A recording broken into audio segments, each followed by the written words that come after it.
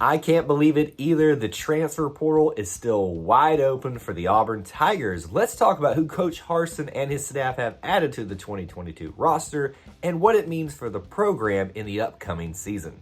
But before we do that, I want to welcome you back to the channel. Whether you're a member of the Auburn family or a fan of another persuasion, this is the E2C Network, where we cover the whole of the Auburn experience. We might tend to be Auburn sports heavy here, but if it's orange and blue, it is what we do. If you're new to the channel, be sure to subscribe so you don't miss any of our content, and thank you to members of our booster club like Ryan Reese, who help produce videos like this.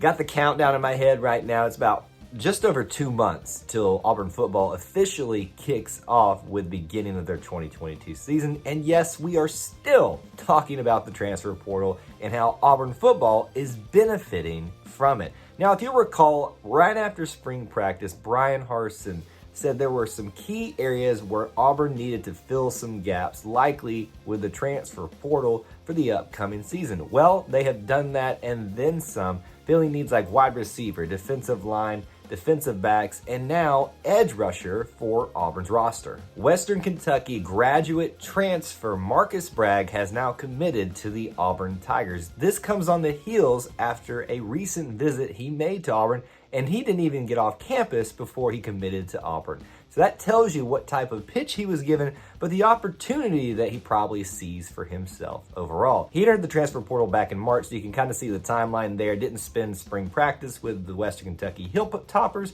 but he did take some time to look around and see what would be the best fit for him in his final season. And that's something that we want to talk a little bit more about, is how long we will have this guy. 1 year of eligibility is all that we'll have. A lot of you are probably scratching your heads right now thinking, well, what's the value for Auburn if we're only going to have him for 1 year? Well, we'll talk about that coming up in just a little bit. Before we talk about that, though, let's get to know the guy himself, Marcus Bragg. Now, I've seen some really discrepancies between different information sources and sites about statistics and measurables for this guy, so I'm kind of just estimating and approximating here based off everything that I saw.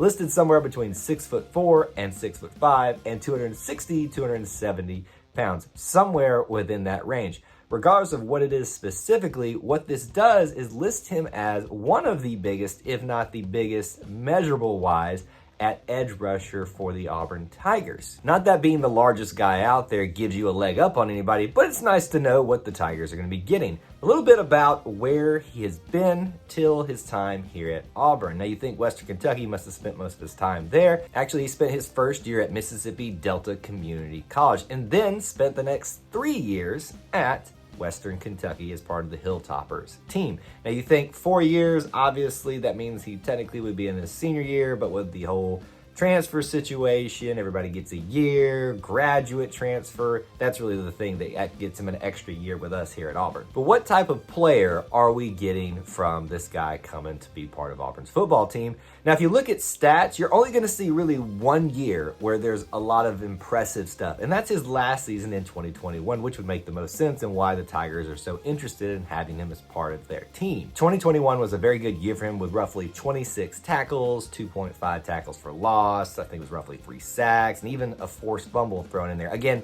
some of these numbers are a little bit mixed up in places you go look for this information, so it's hard to tell and know exactly what is the true stats that this guy has laid down. But in those 3 years, he only played in about 29 games total. So that tells you the first 2 years at Western Kentucky didn't play a lot, but broke through, which should encourage you even though he didn't play a lot in those first 2 years. It tells you the level of stepping up that he did to be able to earn that playing time and get those particular statistics. So now that we know a little bit about the guy we're getting, let's talk about what it means for the program, and we can talk about that in 3 different facets. So specifically talk about who Auburn has brought in transfer-wise and what it means for depth and resources and what the team will be using in 2022. They've spent a lot of their time focusing on some core areas that Coach Harsin committed to after spring practice. Most notably would be wide receivers, defensive linemen, defensive backs, and this obviously fills one of those roles, even though it's technically an edge rusher position. Just for your information, let's talk about the 10 now total, counting Bragg, who are now transfers for this upcoming season. You've got quarterback Zach Calzada, quarterback Robbie Ashford, wide receiver Coy Moore, and wide receiver Dzalen Warsham. Those are your 4 offensive transfers that they brought in. Counting now Bragg, you've got defensive lineman Morris Joseph, defensive lineman Jason Jones, linebacker Eugene Asante, safety Craig McDonald, and cornerback DJ James. It's an impressive list that Coach Harsin and his staff have pulled together and ultimately filling those needs that they themselves set people's sights on. Second thing I want to talk about is what this means for the roster, specifically at the edge rusher position. And when you look there, you've got two huge names that we're all familiar with, Derek Hall and Iku Leota. Most notably, Derek Hall. Not only is he statistically and just a beast on the field, but he's been a leader off the field as well, and is arguably going to be one of those guys that everybody's looking to in the upcoming season. So those two guys are established, but the question is, after them, who is going to step up and who's going to be that extra bit of depth? Well, with the addition of Bragg, that question now may be answered. Now, you may be saying, Dylan Brooks, don't forget about that guy, redshirt freshman. More on him in just a little bit of a second, but he is part of this equation and a very important part. I do want to remind you that you've also got Hayden Bryce and Joko Willis, who moved over to the edge rusher position after spring practice, that are going to be part of the rotation and who's going to be seeing playing time as well. Ultimately, I see Bragg as being that number 3 guy there, but probably seeing a decent amount of playing time, which is why he was convinced to come over here in the first place in my eyes. And lastly, I want to talk about Dylan Brooks. And I told you that this is an important piece right here, because if you think about it, we're bringing now in a guy who's leaving us in 1 year, no matter what, unless something else gets figured out. You've also got Derek Hall and Iku Leota, who are seniors, leaving too. So that basically leaves the cupboard pretty bare outside of the recruiting class that'll be coming in the next year. So what does that mean? Dylan Brooks is being set up potentially as the guy. In fact, it kind of reminds me of a certain guy by the name of Carl Lawson.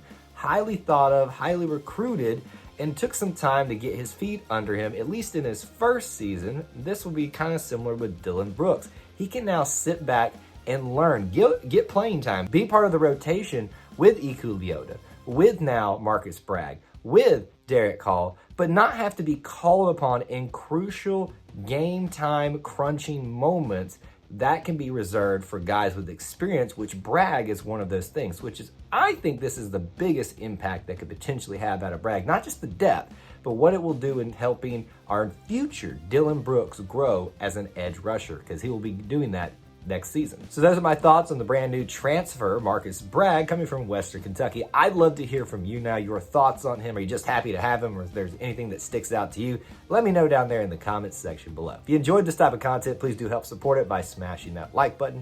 If you want more from us, be sure to subscribe along with hitting that notification bell so you don't miss any uploads or live streams. There's ways to help support us listed in the description of this video, such as hitting the join button below, become a channel member for $1 a month, or heading over to patreon.com/E2C Network to join the Booster Club, also $1 a month, with some extra perks for you for supporting us. Thank you for tuning into the E2C Network, where we cover the whole of the Auburn experience. War Eagle.